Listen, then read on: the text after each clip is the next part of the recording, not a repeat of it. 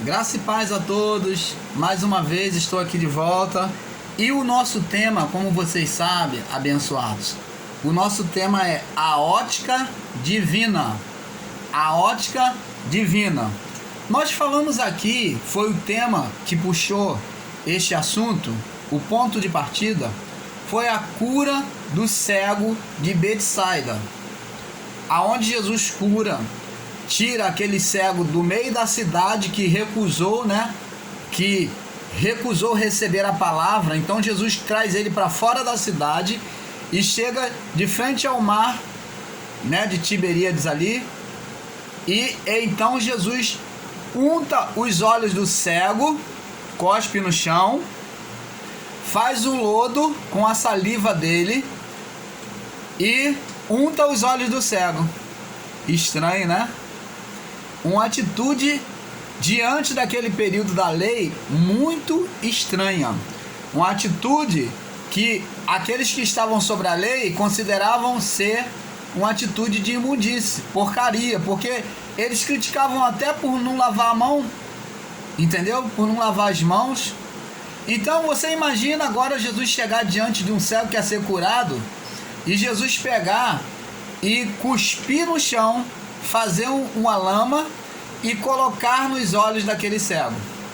Aquele homem cego, considero eu, Paulo, que aquele homem deve ter pensado que aquilo era um remédio.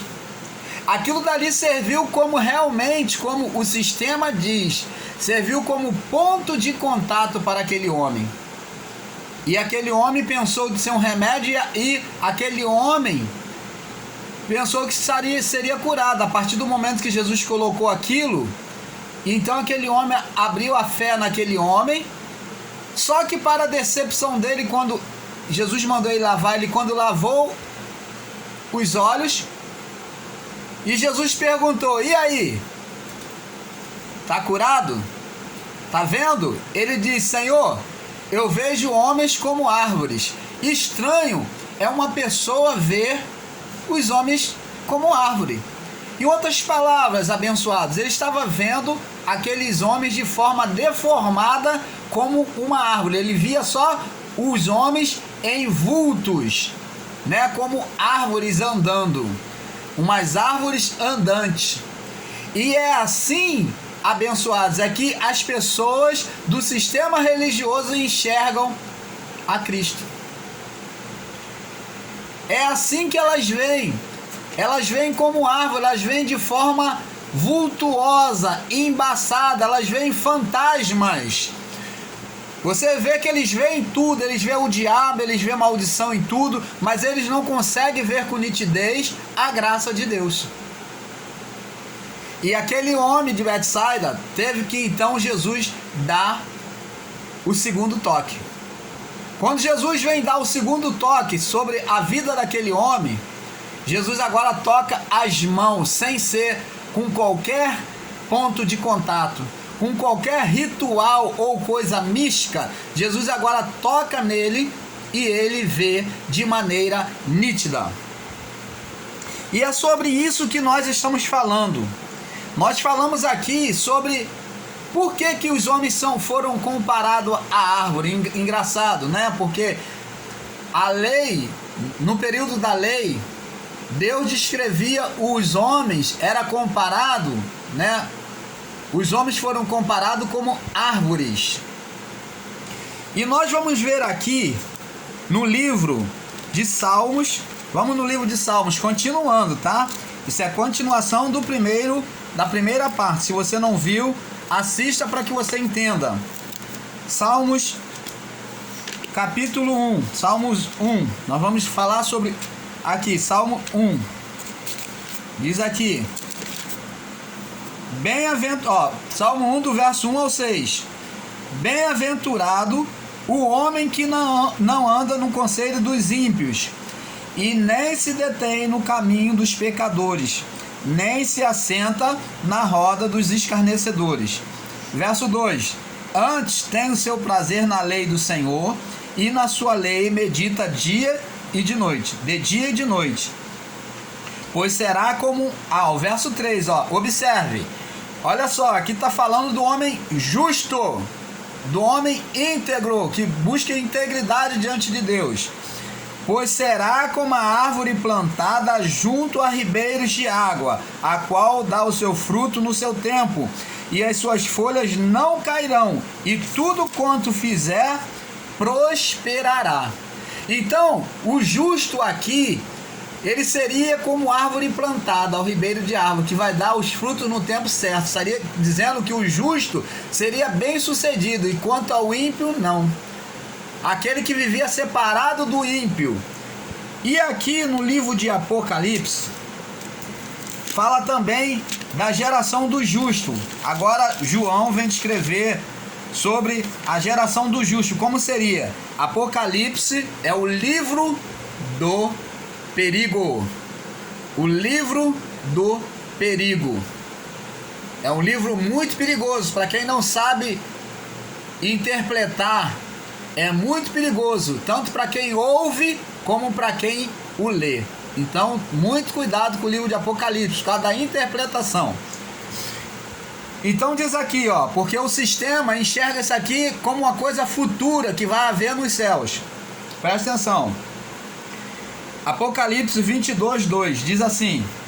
Vamos ler do 22, verso 1. Diz assim: João descrevendo sobre a nova cidade. Ó, a nova cidade, Jerusalém.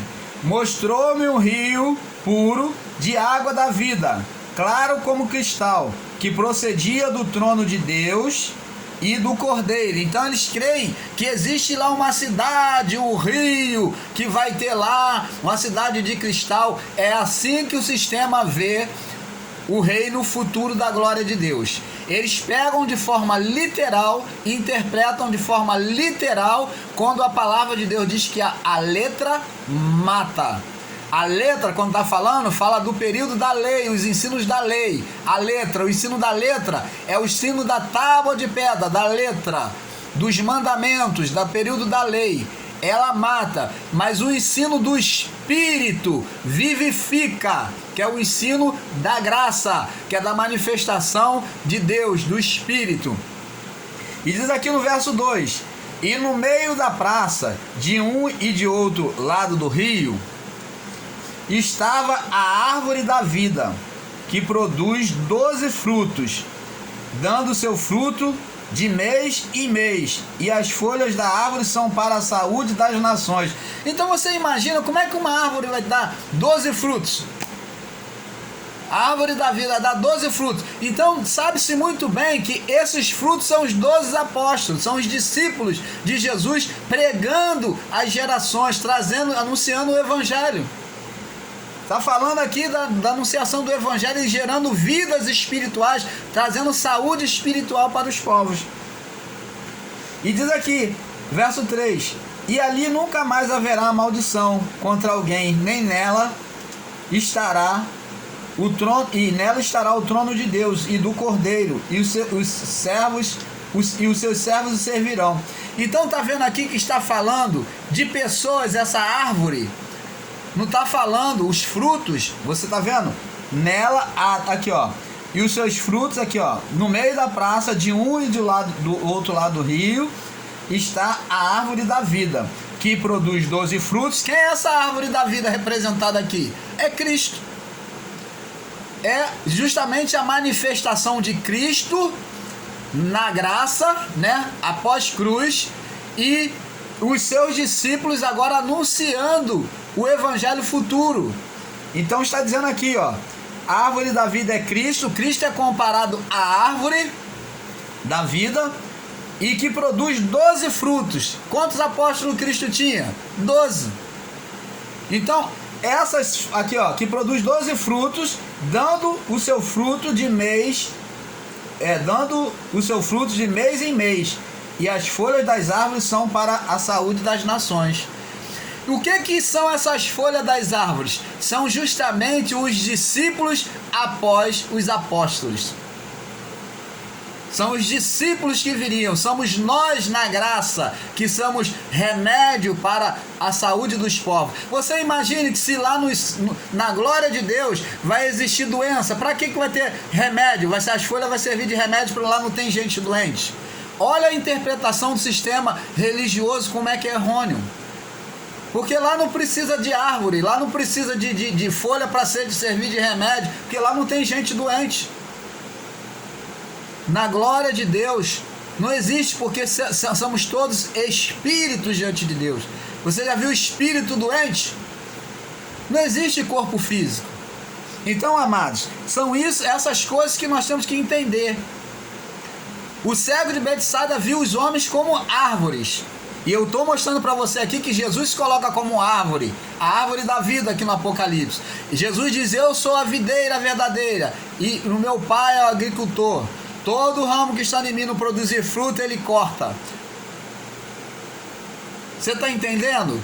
Jesus compara como árvore. E olha só a ligação que tem desse homem de Betsaida, desse cego.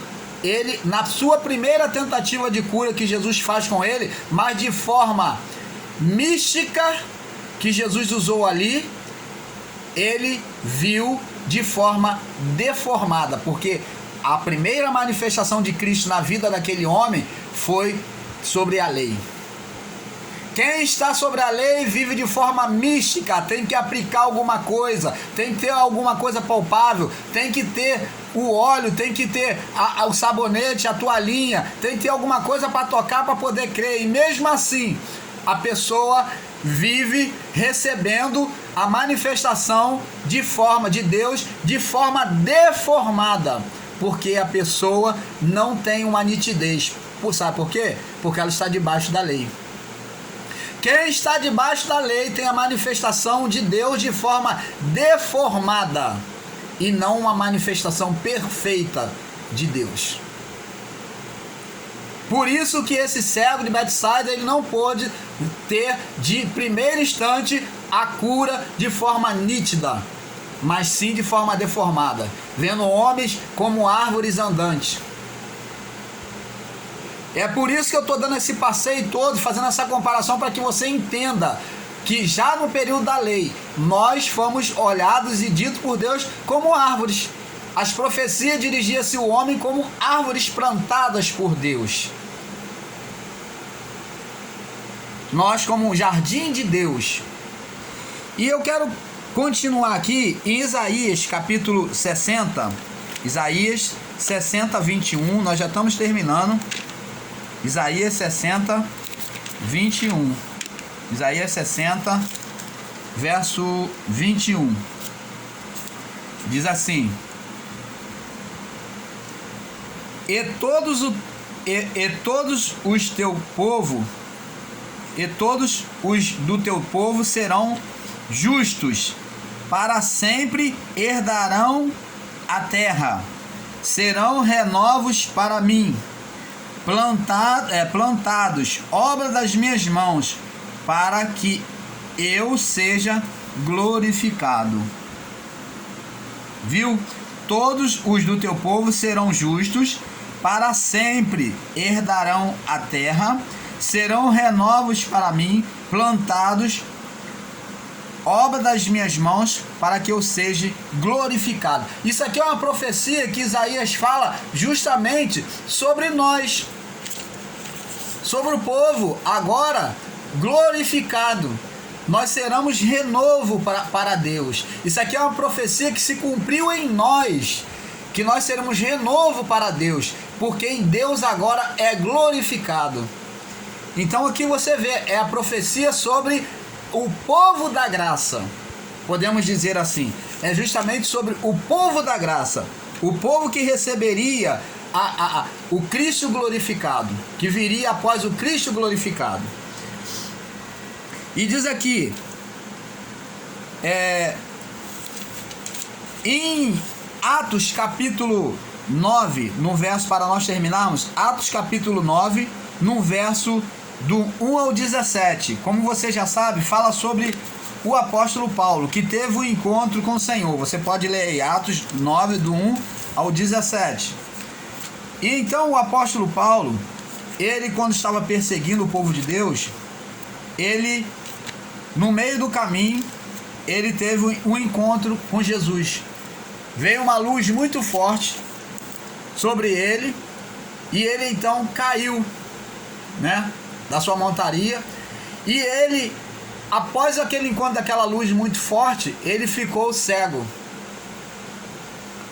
E a partir daí começou o encontro de Paulo, Paulo, que era no livro de Atos descreve como Saulo, né, que é Paulo porque ele tinha duas nacionalidades, ele era tanto judeu quanto romano, entendeu? Então, Paulo, ele teve um encontro com Jesus, e então uma luz muito forte iluminou os seus olhos. Ele teve iluminação tanto física quanto espiritual, porque a física daquela iluminação sobre os olhos dele realmente foi tão redundante que realmente mudou o seu espírito. Mudou o seu espírito, porque a sua mente foi iluminada sobre as coisas de Deus a partir daí. Então você pode ler sobre esse encontro. Então, amados, que nós possamos entender que Deus, ele mostra por meio dessa passagem do cego de Betsaida a manifestação tanto da lei quanto da graça. A manifestação da lei é isso que nós temos que entender. Essas coisas estão escritas aí, foram permanecidas de fato, de forma histórica para nós entendermos que a manifestação da lei foi imperfeita na vida daquele homem. E ela é cheia de apetrechos religiosos, como Jesus usou apetrechos para curar aquele homem, o Jesus Nazareno. E então ele teve que dar o segundo toque direto com as mãos, que significa o segundo período, o segundo pacto. Porque o primeiro pacto da lei foi fracassado, foi imperfeito a visão daquele homem. Mas no toque, no pacto da graça, aquele homem tem uma visão nítida das coisas. Então que vocês possam meditar sobre isso. Que a paz do Senhor Jesus seja com cada um de vocês. Graça e paz a todos.